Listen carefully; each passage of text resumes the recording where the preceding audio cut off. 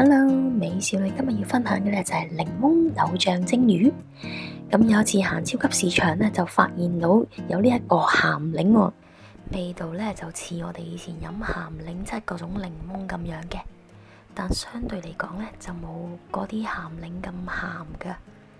呢啲鹹檸檬除咗做鹹檸七之外咧，其實用嚟蒸魚都幾好食噶。今次蒸魚咧，我就買咗條鯛魚。咁你其實咧用鱸魚都得嘅，條魚咧大約310克到啦。好，講下啲醬料嘅材料先，有鹹檸檬2粒，如果大粒嘅話1粒都得啦。有豆醬2湯匙，糖1茶匙，魚露少許，薑蓉約1.5茶匙，蒜頭2粒，辣椒1隻，芫茜適量，仲有米酒少許，同埋蒸魚豉油1湯匙。我哋先將芫茜嘅莖部切咗出嚟，然後咧就將芫茜嘅莖部咧都切碎佢，係咁依切碎佢得啦。咁我哋咧就要將莖同埋葉咧分開放嘅，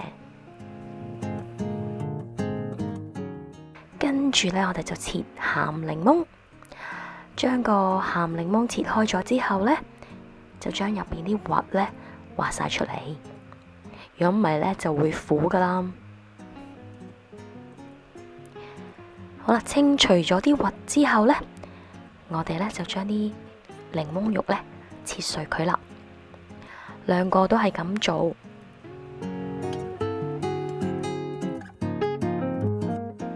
跟住咧我哋就切埋啲蒜頭。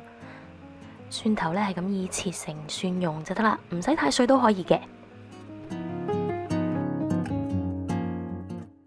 跟住嚟將薑蓉、蒜蓉、檸檬、芫茜莖、豆醬等等嘅材料都放喺個碗裏面拌勻，然後咧係咁以咧我哋壓一壓佢，再攪拌一下，咁就搞掂噶啦。跟住我哋處理條魚。魚洗乾淨之後咧，抹乾水分，兩邊都界幾刀就可以啦。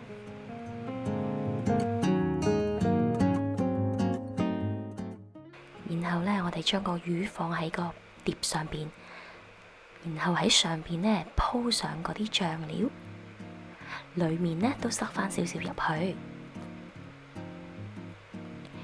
魚嘅下面咧都放一啲啲嘅醬料。咁如果你條魚大咧，可能自己要加倍嘅份量啦。好，將所有醬料都鋪晒上去咯。跟住咧，我哋就煮熱水啦，將魚蒸8分鐘左右。咁咧要視乎你嘅魚嘅大小啦，同埋咧你嗰隻碟係咩材質啦，我哋去調整一下嗰個蒸魚嘅時間啦。好，話咁快就蒸好條魚啦，咁我哋咧去煲滾啲油。咁喺我哋煲緊啲油嘅時候咧，我哋咧就將蒸魚豉油咧就加喺條魚嘅側邊。好啦，豉油加好之後咧，我哋再喺魚上面鋪上芫茜，咁啊隨意鋪上去得噶啦。跟住咧，我哋咧就喺魚上邊淋上滾油，哇，喳一聲就可以啦。大家都不妨試下呢個用豆醬加埋鹹檸檬蒸嘅魚啦。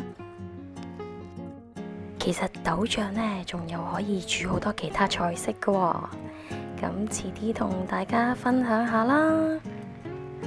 多謝收睇，下次見。有勞大家點讚、訂閱同埋分享啊，記得留言啊，多謝晒，拜拜。